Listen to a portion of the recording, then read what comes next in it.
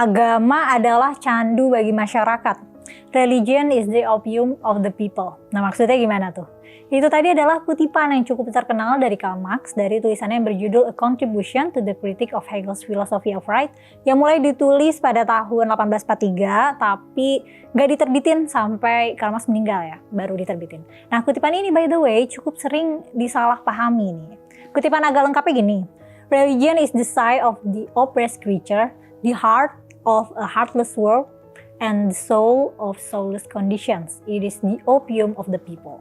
Terjemahannya gini, agama adalah dengus nafas keluhan dari makhluk yang tertekan, hati dari dunia yang tidak punya hati, dan jiwa dari kondisi yang tidak berjiwa. Agama adalah opium bagi masyarakat.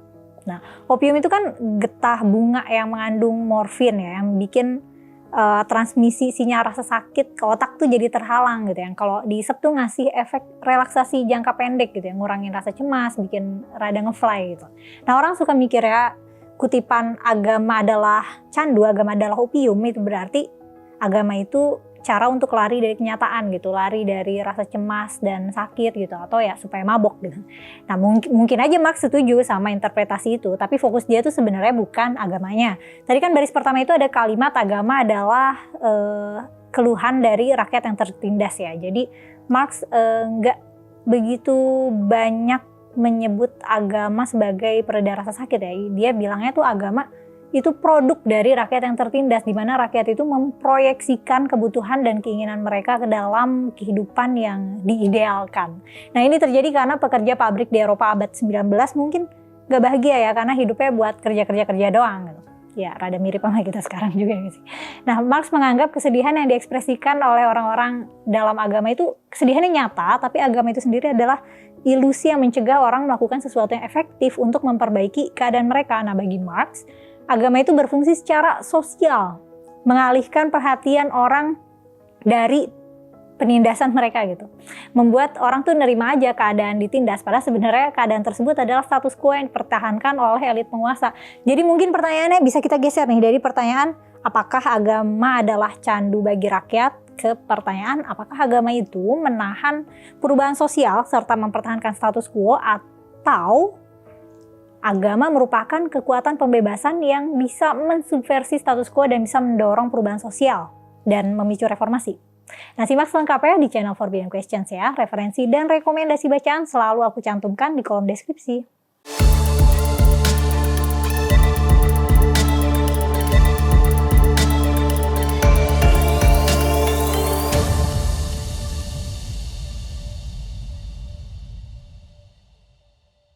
Halo, ketemu lagi sama aku Mela di channel Forbidden Questions, tempat kita mengeksplorasi pertanyaan seputar budaya dan agama. Pernah dengar kutipan Karl Marx yang katanya agama adalah candu? Nah, kutipan agak lebih lengkapnya lagi tuh gini kira-kira terjemahannya. Ini bukan kataku ya, ini aku lagi ngutip.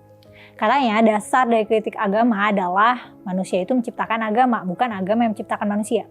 Agama tentu saja adalah kesadaran diri sendiri dan kepercayaan diri dari seorang manusia yang belum memenangkan dirinya sendiri atau udah kalah terlebih dahulu. Tapi manusia bukanlah makhluk abstrak yang dijongkokkan di dunia. Manusia adalah dunia dari manusia, negara, masyarakat. Nah, negara dan masyarakat ini menciptakan agama yang mana merupakan kebalikan dari kesadaran akan dunia. Karena agama dan dunia dan realita itu berkebalikan ya. Maksudnya agama itu bukan realita gitu. Agama adalah teori umum atas dunia ini. Berikut bersama antusiasmenya, sanksi moralnya, kesempurnaannya, dan basis universal dari penghiburan dan pengadilannya gitu. Nah, perjuangan melawan agama dengan demikian adalah secara tidak langsung adalah perjuangan melawan dunia yang aroma spiritualnya adalah agama gitu. Penderitaan religius adalah pada saat yang sama itu merupakan ekspresi dari penderitaan yang nyata dan protes melawan penderitaan yang nyata. Jadi agama adalah adalah desain, keluhan adalah tangisan gitu ya.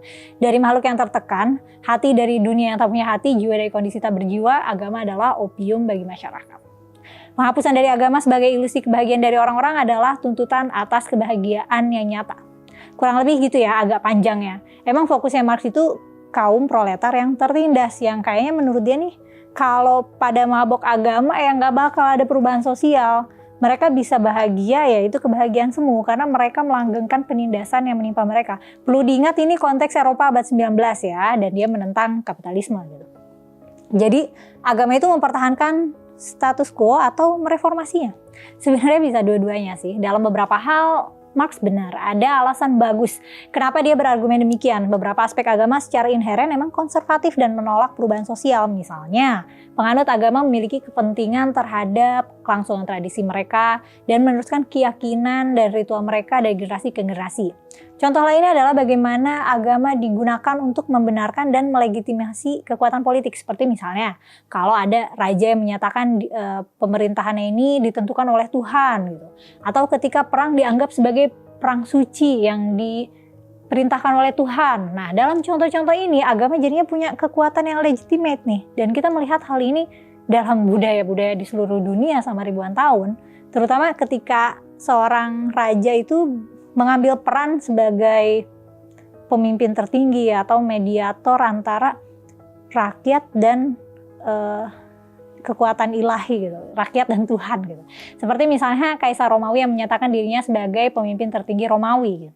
Agama juga bisa jadi alat pengendali masyarakat, bisa juga diskriminatif ya. Intinya agama terbukti bisa jadi alat kontrol sosial. Agama bisa dijadiin alat untuk mengendalikan perilaku masyarakat secara kolektif.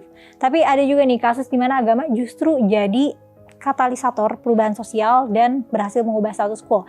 Bisa aja ada nabi atau pemimpin yang revolusioner, yang menentang struktur sosial dan beneran nih terjadi reformasi ya ke arah yang lebih baik gitu. Misalnya Buddha yang hidup dengan menolak kenikmatan duniawi, atau para nabi di kisah Alkitab gitu yang mengkritik raja-raja Yahuda dan Israel karena tidak mengikuti kehendak Tuhan. Atau kalau di sejarah modern ada Martin Luther King yang melawan rasisme di Amerika. Jadi ya emang iya, agama kompleks itu untuk bisa mempertahankan ataupun mengubah status quo. Bisa juga buat mempertahankan kekuasaan. Dan bisa juga dalam beberapa, ada juga tindakan merugikan atau tindakan penindasan yang motivasinya agama. Kayak terorisme gitu. Motivasinya kan adalah kesetiaannya dan ketaatannya terhadap agama ya gitu. Nah, kalau kamu setuju nggak sama Karl Marx? Kalau dalam konteks Indonesia agama itu efeknya apa ya buat kita? Pada mabuk nggak nih? Pada mabuk agama kan? Silahkan tulis pendapat kamu di kolom komentar ya. Sekalian jangan lupa untuk like, share, dan subscribe ya. Makasih sudah menonton sampai selesai. Aku Mela pamit dulu. Sampai ketemu di konten selanjutnya.